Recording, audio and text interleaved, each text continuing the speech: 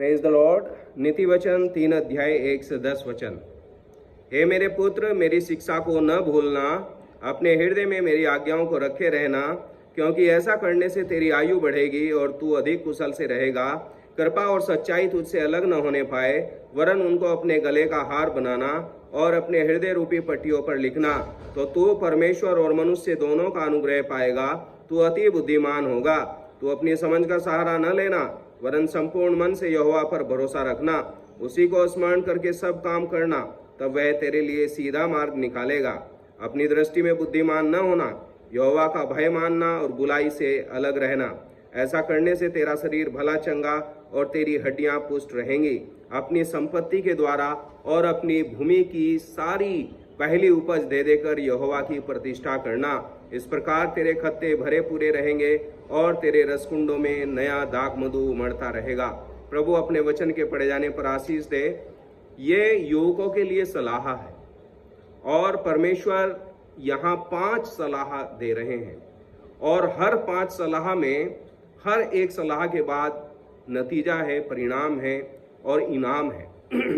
तो पहला नतीजा और पहला इनाम है 2 वचन, ऐसा करने से तेरी आयु बढ़ेगी।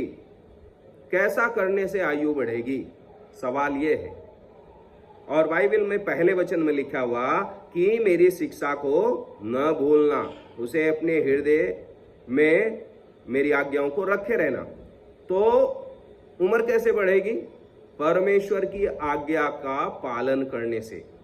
बाइबल बताती है इफिसियों उसका 6 अध्याय के 1 से 3 वचन में ऐसा लिखा हुआ कि तू अपने माता पिता का आज्ञाकारी रहना, क्योंकि ये पहली आज्ञा है जिसके साथ प्रतिज्ञा भी है कि तू बहुत वर्ष तक जीवित रहेगा।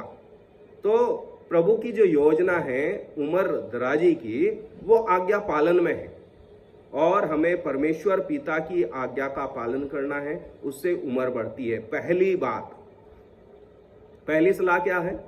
उसकी आज्ञा का पालन करना, अपने हृदय में रखना। और नतीजा क्या है? उम्र बढ़ेगी। हर आदमी चाहता है उसकी भी उम्र बढ़े, उनके बच्चों की भी उम्र बढ़े। तो उसके लिए सिर्फ एक ही सलाह है, प्रभु की आज्ञा को अपने हृदय में रखना और उसका पालन करना।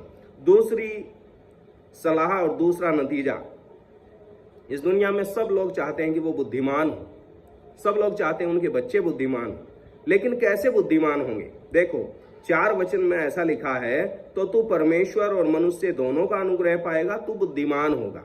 देखो अनुग्रह भी मिलेगा, फेवर, मनुष्य और परमेश्वर दोनों का फेवर मिलेगा और बुद्धिमान भी होंगे। लेकिन कैसे होंगे? और उसका 3 वचन में उत्तर दिया गया है। और बाइबल बताती है कृपा और सच्चाई तुझसे अलग न होने पाए, उन्हें अपने गले का हार बनाना। मेरे भाई बहनों, कृपा और सच्चाई आपके हृदय के पास रहे, गले का हार बनकर रहे, वो अलग नहीं होना चाहिए। आपके जीवन में कृपा और सच्चाई, कृपा कौन है? यीशु मसीह कृपा है। सच्चाई कौन है?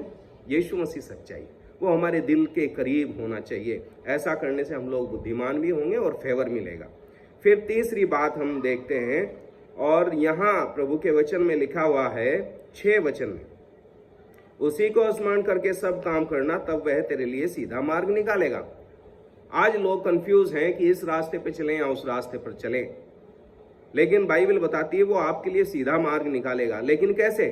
और उसका जवाब है 5 वचन में, तू अपनी समझ का सहारा न लेना, वरन संपूर्ण मन से यहोवा पर भरोसा रखना और उसी को स्मरण करके सब काम करना। मेरे भाई बहनों, हमारे लिए सलाह है कि हम अपनी समझ का सहारा न लें, पूरी रीति से परमेश्वर के ऊपर डिपेंड हो, तो प्रभु हमारे लिए सीधे मार्ग निकालेगा। अब चौथे नंबर पर हम जाते हैं।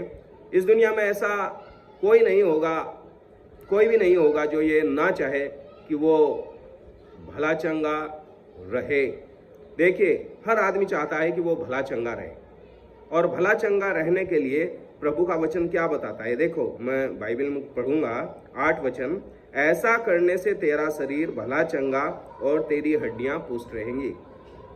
कैसा करने से भला चंगा रहेंगे आप लोग? कैसा करने से आप मजबूत रहेंगे? देखो, भला चंगे के लिए आप दूध, घी, बादाम खा रहे हैं, वो अलग मैटर है, लेकिन यहाँ बाइबल बता रही क्या करना पड़ेगा। बाइबल बता रही है कि ऐसा करने से तेरा शरीर भला चंगा रहेगा। क्या करने से? 7 वचन में लिखा है यहोवा का भय मानना और बुराई से अलग रहना। परमेश्वर का भय मानना ही बुद्धिमानी है। तो उसका भय मानना और बुराई से अलग रहना, ऐसे आप लोग भले चंगे रहेंगे और आपका शरीर मजबूत रहेगा। फिर आखिरी बात, हर आदमी चाहता है उसके घर में किसी चीज की कोई कमी ना हो। 10 वचन में लिखा हुआ है इसी प्रकार तेरे खत्ते भरे पूरे रहेंगे और तेरे रसकुंडों में नया दाख मधु उमड़ता रहेगा। किस प्रकार से होगा ये? कैसे आपके घर में भरपूरी की आशीष होगी?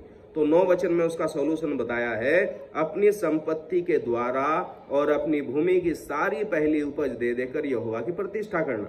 मेरे भाई बहनों, जब हम परमेश्वर की प्रतिष्ठा करते हैं, उसकी इज्जत करते हैं और उसकी प्रतिष्ठा में हम अर्पण समर्पण करते हैं, तो प्रभु हमारे घर में किसी चीज की घटी कमी होने नहीं देगा। तो मेरे भाई बहनों, मैं आपको बताना चाहता हूं, यहाँ 5 इनाम जो प्रभु अपने दासों को देना चाहता है। पहला इनाम है आयु का बढ़ना, दूसरा इनाम है बुद्धिमानी का होना, तीसरा इनाम है सीधा मार्ग निकालना, चौथा है भला चंगा और मजबूत रहना, और 5वां है खत्ते में भरपूरी होना। और उनके लिए 5 सलाह हैं। आज्ञा का पालन करना, कृपा सच्चाई हमारे दिल के करीब रहे, समझ का सहारा न ले, यहोवा पर भरोसा रखे, और यहोवा का भय मानना और बुराई से अलग रहना, और अपनी संपत्ति के द्वारा उसकी प्रतिष्ठा करना। 5 सलाह हैं और 5 इनाम हैं। अगर आप ये 5 इनाम पाना चाहते हैं तो इन 5 सलाह को आप जरूर अपने घर में पढ़िए, और नीति वचन 3 अध्याय 1 से 10 आप आराम से पढ़िए। प्रभु आपको आशीष देंगे। धन्यवाद।